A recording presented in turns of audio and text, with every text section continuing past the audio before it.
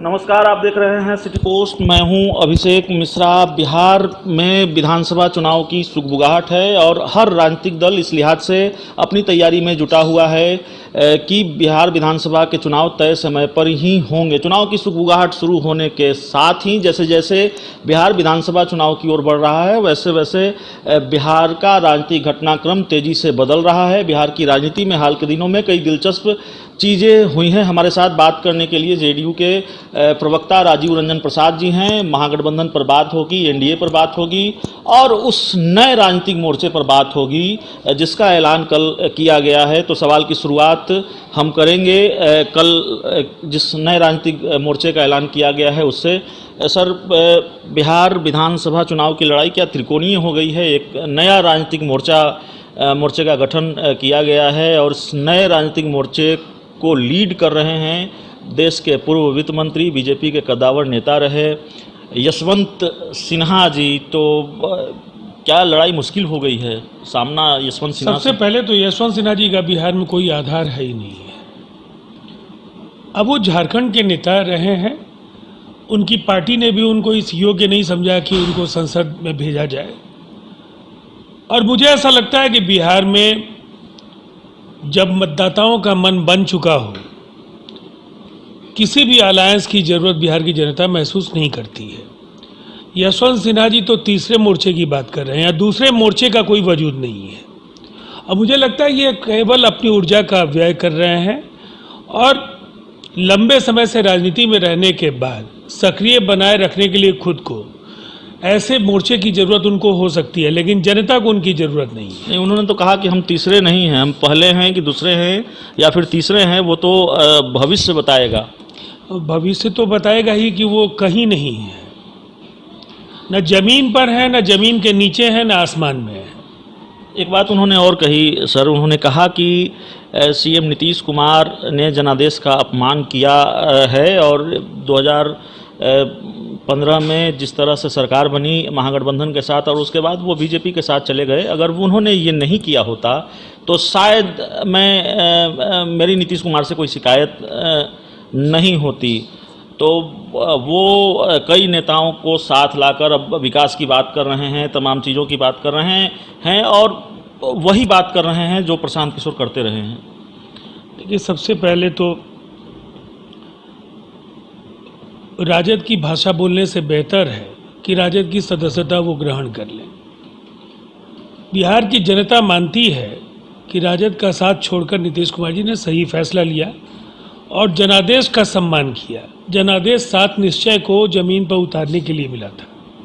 नीतीश कुमार जी के करिश्माई नेतृत्व में बिहार का विकास आगे सुनिश्चित हो, इसके लिए जनता ने वोट किया था। अगर राजद को वोट मिला होता तो 2010 में तो वो 22 एमएलए की पार्टी बन गए थे। देखिए, किसी भ्रम में न तेजस्वी यादव को होना चाहिए और न बिहार की राजनीति में एक बार फिर से अपनी उपस्थिति दर्ज कराने की नाकाम कोशिश कर रहे यशवंत सिन्हा को होनी चाहिए। बिहार की जनता नीतीश कुमार जी पर भरोसा करती है, उनको पसंद करती है, उनको चाहती है और इसीलिए वो उनके दिलों पर राज करते हैं। और बार बार अगर उनको आशीर्वाद मिला है तो इस भाव को जरूर राजनीतिक दलों को और इस तरह के तथाकथित मोर्चे को बनाने वाले नेताओं को समझना चाहिए। ये कहा गया है कि 2015 का चुनाव अलग था, 2020 का चुनाव अलग है और जाहिर है कोरोना संकट में अगर विधानसभा के चुनाव होने हैं तो अलग परिस्थितियों में होने हैं।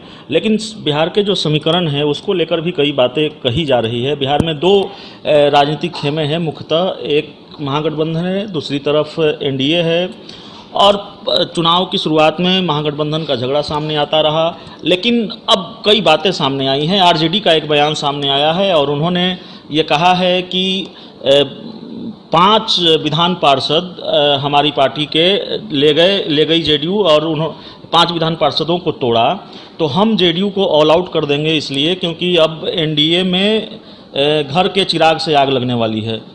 इशारा कहाँ है आप समझ रहे हैं? चिराग पासवान को लेकर ये बयान आरजेडी की तरफ से दिया गया है। देखिए, उनको कभी रालोसपा से उम्मीद बनती है, कभी जीतन राम मांझी जी संजीवनी बनने की बात करते हैं, लेकिन फिलहाल जब जनता का यकीन नहीं है तेजस्वी यादव और राजद पर, तो फिर तेजस्वी यादव को किसी भी नए समीकरण बनाने से जनता का फिर से प्यार हासिल हो जाएगा, ये इतना आसान नहीं है। एक बात बिल्कुल साफ है, बिहार की जनता क्या चाहती है उनकी पार्टी के नेताओं को भी पता है।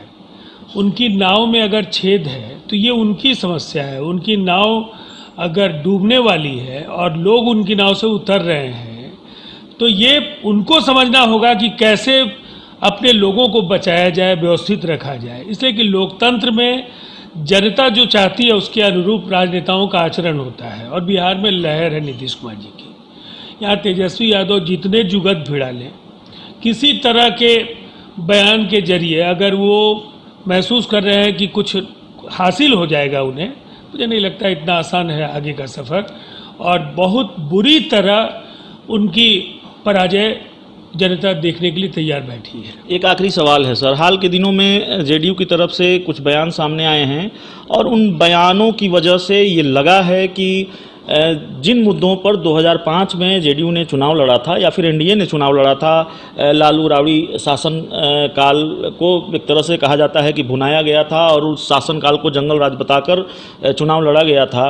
2020 में भी पार्टी की रणनीति यही है, 15 साल बनाम 15 साल की बात हो रही है, और दूसरे तरफ जो राजनीतिक विरोधी हैं वो आरोप लगा रहे हैं, और राजनीतिक विरोधी ही नहीं कई लोग दूसरे लोग आरोप लगा रहे हैं। सोशल मीडिया पर भी ये चर्चा है कि जब आप 2005 वाले मुद्दे पर ही चुनाव लड़ रहे हैं तो फिर जो 15 सालों का मुख्यमंत्रित्व काल है नीतीश कुमार का, उस पर उसका क्या हुआ, उसमें क्या हुआ?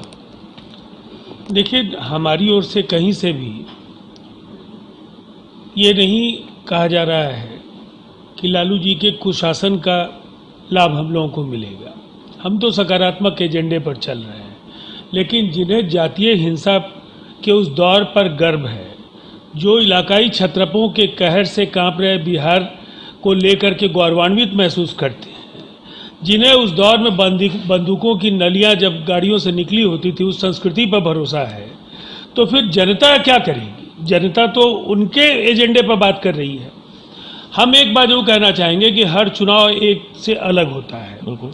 2020 में सड़कें, बिजली, शराबबंदी, महिलाओं का सशक्तिकरण, बिहार का जिस तरह से जीडीपी के ग्रोथ रेट में लगातार डबल डिजिट में बढ़त दर्ज करने का जो कीर्तिमान है 1 दर्जन वर्षों में, ये मुद्दे आज ज़्यादा महत्वपूर्ण हैं। लेकिन लोगों को अगर याद आएगा लालू जी का और राबड़ी जी का वो खौफनाक दौर, तो फिर हम मना नहीं कर सकते हैं। ये तो उनको प्रायश्चित करना चाहिए, और यात्राएं और रैलियां करने के बजाय अगर वो माफ़ी मांगने के लिए पूरे बिहार में अगर घूमना शुरू करें तो उनके लिए ज़्यादा बेहतर होगा। इसलिए कि देखिए 2015 से 2020 अलग होगा, लेकिन 2015 से शानदार कामयाबी, 2010 की जो शानदार कामयाबी है एनडीए की, उससे हम आगे बढ़ने जा रहे हैं। तो 2015 से तो अलग होगा ही ये चुनाव। मैंने कहा था कि आखिरी सवाल है सर, लेकिन एक चिट्ठी का जिक्र आ गया। 2015 के विधानसभा चुनाव में महागठबंधन के हिस्से एक बयान आया, और जिसके बारे में ये कहा जाता है कि उस बयान की वजह से तथाकथित मोदी लहर में भी महागठबंधन को काफ़ी फ़ायदा मिला, जेडीयू को काफ़ी फ़ायदा मिला। एक बयान जेडीयू की तरफ से आया है और एक चिट्ठी जेडीयू की तरफ से आई है, माफ़ कीजिएगा जेडीयू की तरफ से नहीं आई है, वो किसी पुलिस अधिकारी की चिट्ठी थी जिसको तेजस्वी यादव ने खूब भुनाने की कोशिश की, ये प्रचार किया, ये कहा, आरोप लगाया कि देखिए एक तरफ सरकार श्रमिकों की बात करती है, उनको रोज़गार देने की बात करती है, और दूसरी तरफ बिहार के मजदूरों को अपराधी बता रही है, और ये कहा जा रहा है कि वो बिहार आए हैं तो अपराध होगा।